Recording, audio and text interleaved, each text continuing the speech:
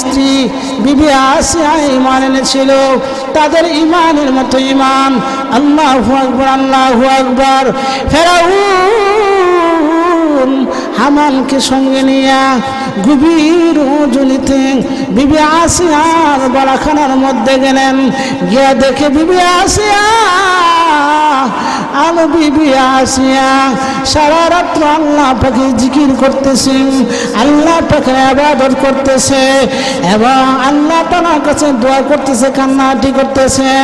আমার ভাইরা, এবার হামান ডাক দিয়ে বলে, হে বিবি আসিয়া,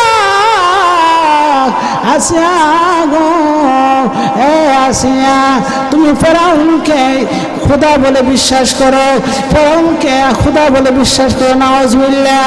আসিয়া ডাক দিয়ে বলে, ওরে হামান, আমার জীবন চলে যাইতে পারে, আমি শহীদ হইতে পারি, কিন্তু আমি ফেরাউনকে কোনোদিন আমি খোদা বলে মানব না। এবার ফেরাউন ডাক দিয়ে বলে, ওরে হামান, এ আসিয়া জীবন আমাদের কথা শুনবে না, তাকে কষ্ট দিতে হবে, তাকে মার দূর করতে হবে। ওরে হামান, তার জন্য পেশনের মেশিন আনো। এবার যখন এই আসিয়ার জন্য পেশনের মেশিন আনা হইল, এবার ফেরাউন আসিয়াকে ডাক দিয়ে বলে, এ আসিয়া, আমাকে খোদা বলে তুমি বিশ্বাস করো, আমাকে খোদা মানো। এবার আসে বলে, না না, ফেরাউন মানুষ কোনোদিন খোদা হইতে পারে না। আমার ভাইরা, এই ফেরাউন আসিয়াকে ডাক দিয়ে বলে, আমাকে হয়তো তুমি খোদা মানবা, না হয় দুনিয়া থেকে চলে যাইতে হবে। এ আসিয়া ডাক দিয়ে বলে, ওরে ফেরাউন, আমি আল্লাহ পাকের পবিত্রতা রক্ষার জন্য 1 থেকে 7টা সন্তান আমি বিসর্জন দিয়েছি। আমার জীবন চলে যাবে, কিন্তু কোনোদিন আমি তোমাকে খোদা বলে স্বীকার করব না। আমার ভাইরা, এবার ফেরাউন ডাক দেওয়ার আসিয়া, যদি না মানো রে, তোমাকে তিলে তিলে শেষ করে দেব। এবার ফেরাউন আসিয়াকে বলল, ও আসিয়া, তুমি একবার আমাকে খোদা বলে দাবি করো, মানো। আসে কোনা না, মানুষ কোনোদিন খোদা হইতে পারে না। ও ফেরাউন, তুমি কেন খোদা দাবি করো? আমার আল্লাহ প্রতিদিন পূর্ব দিক থেকে সূর্য উদয় করে পশ্চিমে অস্ত দেয়। যদি তুমি পারো পশ্চিম দিক থেকে সূর্য উদয় করে পূর্ব দিকে তুমি সূর্য অস্ত দাও, যদি দিতে পারো ফেরাউন, তাহলে খোদা বলে স্বীকার করব। ফেরাউন রাগান্বিত হয়ে গেল। রাগান্বিত হইয়া ফেরাউন ডাক দিয়ে বলে, হামান, এই আসিয়াকে চির বিদায় করে দে, আসিয়াকে দুনিয়াতে রাখা যাবে না, আমার ইজ্জত নষ্ট করতেছে। এবার হামান আসিয়াকে শোয়াইয়া 2টা হাতের মধ্যে ফেরাক মারল, আর একটা কাঠের মধ্যে হাজার হাজার ফেরাক মারিয়া কাঠটাকে যখন শীত করাইল, ফেরাকগুলো যখন উপর দিকে দাঁড় হয়ে গেল, আসিয়াকে হাজার হাজার ফেরাকের উপরে শোয়া চতুর্দিক দিয়া বেতের আঘাত করতে লাগল। আমার মায়েরা, এ আসিয়া কবল দেহ, নরম দেহ, আঘাতের কারণে, লোহার কারণে শরীর থেকে, গোশত থেকে রক্তগুলো টপ টপ করে পড়তেছে। আর ফেরাউন বলতেছে, আসিয়া, এখনো সময় আছে, আমাকে খোদা বলে বিশ্বাস করো। আসিয়া ডাকতে বলে, আরে ফেরাউন, তুমি কোনোদিন খোদা হইতে পারো না। আমার আল্লাহ হইল তিনি, যিনি সমস্ত কায়নাতের মালিক, যিনি সমস্ত জাহানের মালিক, যিনি সমস্ত মাখলুকাত সৃষ্টি করেছেন, তিনি আমার আল্লাহ, তিনি আমার খোদা। ফেরাউন রাগান্বিত হইয়া বলে, হামান, এমন ভাবে শাস্তি দাও যেমন চিরতরে বিদায় হয়ে চলে যা। আরে হামান, ও ফেরাউন, আমি তোমাকে, ফেরাউন ডাক দিয়ে বলে, ওরে আসিয়া, আমি তোমাকে মাথা থেকে চামড়া ছিঁড়তে ছিঁড়তে পায়ের পিছন দিক দিয়ে বের করব, তোমাকে তিলে তিলে শেষ করে দেব। আসিয়া যতই নির্যাতন করো, যতই কষ্ট করো, আমি আল্লাহর প্রতি ঈমান এনেছি, এক আল্লাহকে আমার অন্তরে টাকা দিয়েছি, এক আল্লাহকে আমি বিশ্বাস করি রে ফেরাউন, আমি কোনোদিন তোমাকে খোদা বলে স্বীকার করব না। আমার ভাইরা, ফেরাউন হামানকে ডাক দিয়ে বলল, ওরে হামান, তোর বাড়ি দিয়ে এই আসিয়াকে জীবনে তোরে শেষ করে দে। ফেরাউনের আদেশ পাইয়া হামান কাঠের উপর দাঁড় করাইয়া বিবি আসিয়ার উপর যখন তোর বাড়ি চালাইবে, এই মুহূর্তে ফেরাউন বলে, হামান রাখো, আমি শেষবারের মতো আমি জিজ্ঞাসা করি। এবার ফেরাউন আসিয়ার কানে কানে যাইয়া বলতেছে, ও আসিয়া, আমি তোমার মালিক, আমি তোমার খোদা বলে বিশ্বাস করো। ও আসিয়া, যদি আমি ফেরাউনকে তুমি খোদা বলে বিশ্বাস করো, আমি হইলাম বড় খোদা আর তুমি হবে ছোট্ট খোদা, নাউজুবিল্লাহ। আসিয়া ডাক দিয়ে বলে, ওরে ফেরাউন, তুমি কোনোদিন খোদা হইতে পারো না, ফেরাউন রে, তুমি কোনোদিন খোদা হইতে পারো না। আমার অন্তরে এমন এক আল্লাহকে স্থান দিয়েছি, আমার আল্লাহকে এমন ভাবে আমি স্থান দিয়েছি, আমার অন্তরে আল্লাহর মহব্বত আমার অন্তরে পয়দা হয়ে গেছে। ওরে ফেরাউন, কোনোদিন আমি তোমাকে খোদা বলে স্বীকার করব না। এবার ফেরাউন ডাক দিয়ে বলে, আসিয়া, কানে কানে একটু বলো, তোমার খোদা শুনবে না, নাউজুবিল্লাহ। আসিয়া ডাক দিয়ে বলে, ওরে ফেরাউন, আমার খোদা এমন খোদা, মার করবি 7টা পর্দার ভিতরে এই শিশু সন্তান কি করে, কি অবস্থা আছে, আল্লাহ তাআলা জানে, আল্লাহ তাআলা সব দেখে এবং শুনে। এবার ফেরাউন হামানকে আদেশ করলো, ওরে হামান, এই আসিয়াকে ছেড়ে তুলে বিদায় করে দেন। এবার ফেরাউনের কথা শুনে হামানে যখন তরবারি চালাইলো, চালানোর সাথে সাথে আসিয়া বিহুশ হয়ে জমিনে পড়ে গেলেন। ও রক্তগুলো পড়তেছে, রক্তগুলো পড়তেছে। আল্লাহু আকবার, আল্লাহু আকবার। আল্লাহ তাআলা জিবরাইলকে ডাক দিয়ে বলে, ওরে জিবরাইল, যাও রে যাও, আমার আসিয়া আমার জন্য জীবন কুরবানি করতেছে, যাও, আমি দেখতেছি আমার আসিয়া দুটো টুট লড়াইয়া লড়াইয়া কি যেন বলতেছে। ও জিবরাইল, যাও। আমার ভাইরা, জিবরাইল আসলো, আসিয়া দেখতে পাইলেন, আয়েশা দেখতে বললেন, আসিয়া দুটো টুট লড়াইয়া বলতেছে, আল্লাহ গো, আমি জান্নাত চাই না, আল্লাহ আমি জাহান্নাম চাই না, আল্লাহ আমাকে এমন একটা বাড়ির মালিক বানাইবে গো আল্লাহ,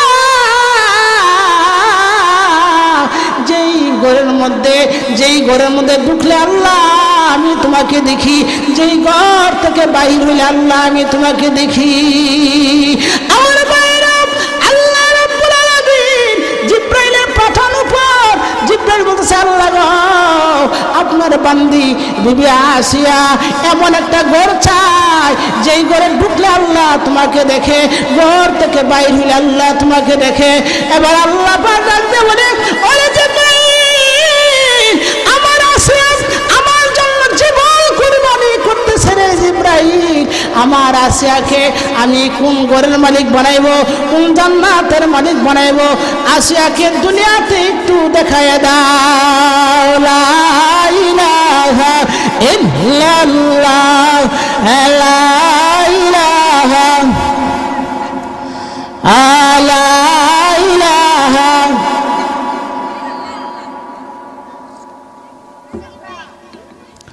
লা ইলাহা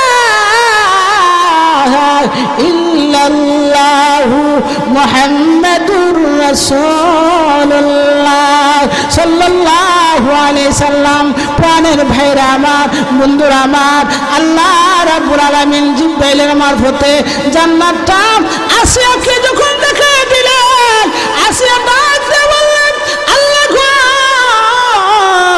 আল্লাহ আমি তোমার কাছে জান্নাত চাই না, জাহান্নাম চাই না। আল্লাহ আমি ইমানের উপরে ইস্তেকামত থাকতে চাই। আল্লাহ ইমানের জন্য আমি মরতে পারি। আল্লাহ পাক রাখতে বলে, ওরে জিবরাইল, আমার আসিয়া আমার জন্য জীবন কুরবানি দিয়েছে, আমি আল্লাহ ওয়াদা দিলাম আমার আসিয়াকে আমি জান্নাতুল ফেরদাউসের মালিক বানাইয়া দিলাম। আমার ভাইরা, এই জান্নাতুল ফেরদাউসের মালিক সকলেই হইতে পারবে না।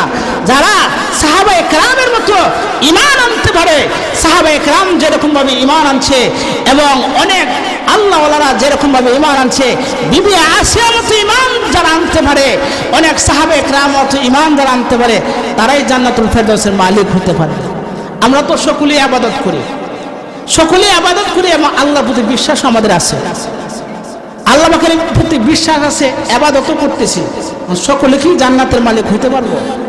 না না, জান্নাতের মালিক, এই জান্নাতুল ফেরদাউসের মালিক তারাই হইতে পারবে যারা সাহাবায়ে কেরামের মতো ঈমান আনতে পারে।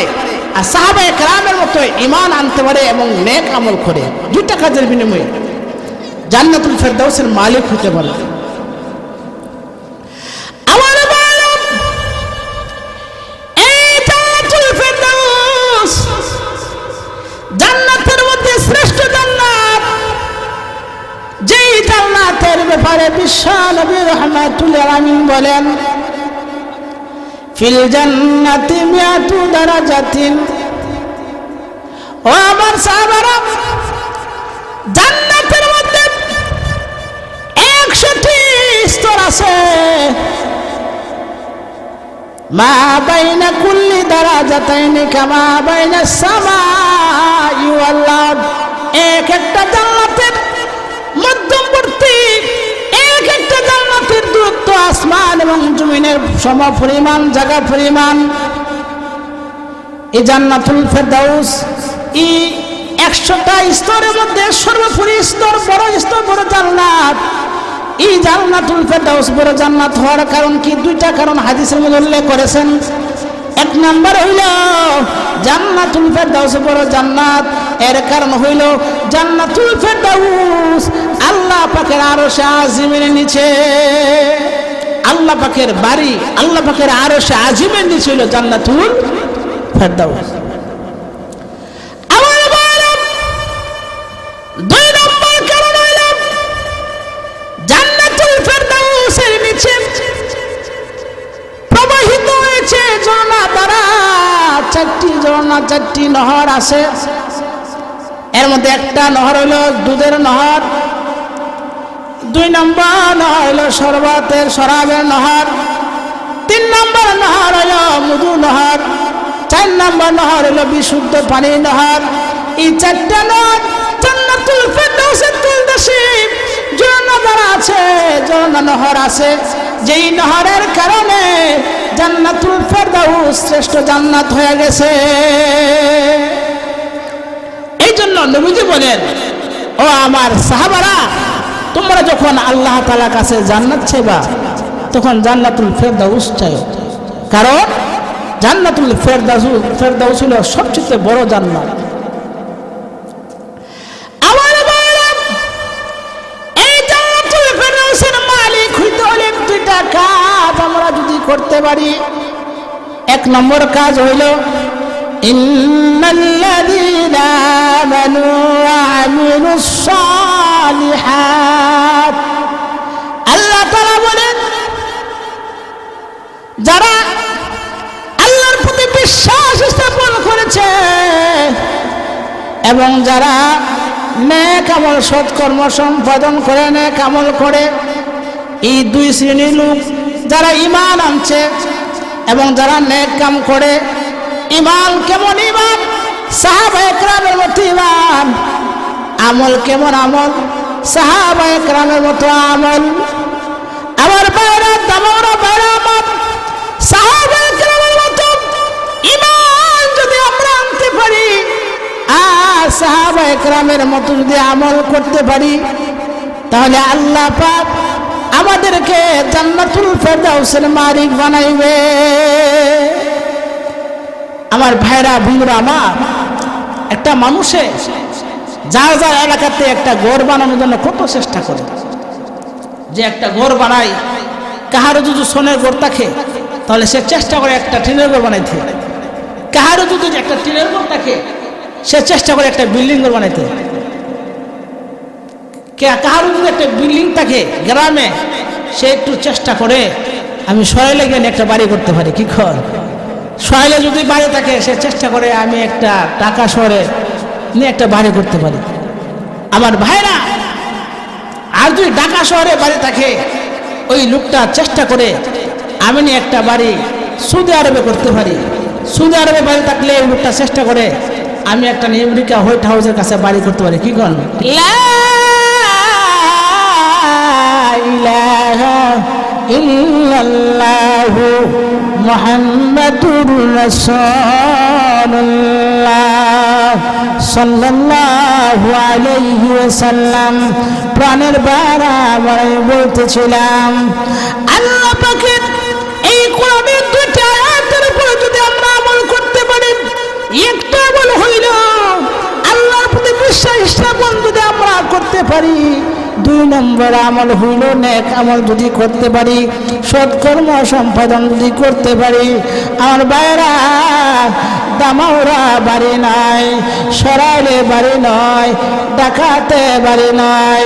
আমার ভাইরা, সৌদি আরবে বাড়ি নয়, আমার ভাইরা আমেরিকাতে বাড়ি নয়, হোয়াইট হাউসে বাড়ি নয়।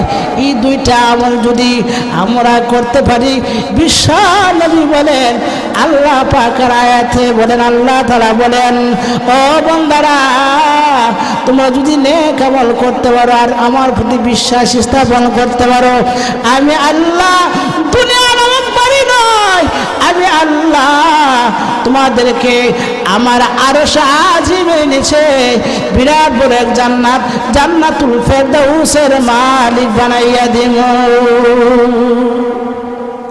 আমার লা ইলাহা ইল্লাল্লাহু মুহাম্মাদুর রাসূলুল্লাহ সাল্লাল্লাহু আলাইহি ওয়াসাল্লাম। ভাইরা আমার, বন্ধুরা আমার, আমি বলতেছিলাম ইমান সাহাবায়ে কেরামের ইমানের মতো ইমান যদি আমরা আনতে পারি, সাহাবায়ে কেরামের মতো আমল যদি আমরা করতে পারি। সাহাবায়ে কেরামের ইমান কেমন ইমান ছিল? হযরত বেলাল রাদিয়াল্লাহু তাআলা আনহু উমাইয়ার গোলাম ছিলেন। উমাইয়া যখন শুনতে পাইছে বেলাল ইসলাম গ্রহণ করেছে, এবার উমাইয়া বেলালকে নির্যাতন আরম্ভ করে দিয়েছে। বেলাল ডাক দিয়ে বলে, আরে উমাইয়া, আমি তোমার গোলাম, তুমি আমাকে যতই নির্যাতন করো, আমি যেই কালিমা পড়েছি, কালিমার মালা পড়েছি, যে ঈমান এনেছি, আল্লাহর প্রতি ঈমান এনেছি, আমি আল্লাহর প্রতি বিশ্বাস স্থাপন করেছি, ঈমান ছাড়তে পারবো না যত তুমি আমাকে নির্যাতন করো। এবার উমাইয়া বেলালকে নির্যাতন করার জন্য লোক বাড়াটি আনলো, লোক জমা করলো, শক্তিশালী যুবক জমা করলো, আর লোকদেরকে বললো, আমার লোকেরা বেলালকে যত নির্যাতন করা যায়, যত কষ্ট দেওয়া যায় তোমরা দিবা, তোমাদেরকে আমি পুরস্কার দেব। এবার লোকেরা বেলালকে এমন কষ্ট দিতে লাগলো, কিতাবের মধ্যে লেখেন মরুভূমি বালুর মধ্যে শোয়া, বুকের মধ্যে পাথর রাখিয়া কয়েকজন হাতে আর কয়েকজন পাওয়া ধরে টানে, এইভাবে টানে, টানের কারণে কিতাবের মধ্যে লেখেন বেলাল রাদিয়াল্লাহু তাআলা আনহু পিঠের কোনো বস্তু ছিল না, কোমরে কোনো বস্তু ছিল না, আহাদ আহাদ শব্দ বলতেছে, বেহুশ হয়ে যাইতেন, বেহুশ হওয়ার পর জিহ্বা নাড়তেছে, আহাদ আহাদ বলতেছেন। এরপরে উমাইয়া ডাক দিয়ে বলল, বেলালের জিহ্বাটা বের করে ফেরেক মারিয়া দাও। বেলালের জিহ্বা বের করে ফেরেক মারিয়া দিল। এরপরও এই বেলাল আল্লাহ পাকের প্রতি ঈমান ছাড়ছে না। আমার ভাইরা, সাহাবায়ে কেরামের মতো ঈমান যদি আমরা আনতে পারি, আর সাহাবায়ে কেরামের মতো নেক আমল যদি আমরা করতে পারি, তাহলে আল্লাহ পাক আমাদের প্রতি খুশি হইয়া, আল্লাহ তাআলা আমাদের প্রতি খুশি হইয়া এমন একটা জান্নাতের মালিক বানাইবেন যে জান্নাতের নাম হইল জান্নাতুল ফেরদাউস। যাই হোক, আল্লাহ পাক আমাদেরকে সবাইকে আমরা যেন জান্নাতুল ফেরদাউসের মালিক হতে সেই তৌফিক দান করুন। ওয়া আখিরু দাওয়ানা আলহামদুলিল্লাহি রাব্বিল আলামিন। আসসালামু আলাইকুম ওয়া রাহমাতুল্লাহি ওয়া বারাকাতুহু। হুজুরের পরবর্তী ওয়াজ আসিতেছে আমাদের ইউটিউব চ্যানেলে, তাই সাবস্ক্রাইব করে সাথেই থাকুন।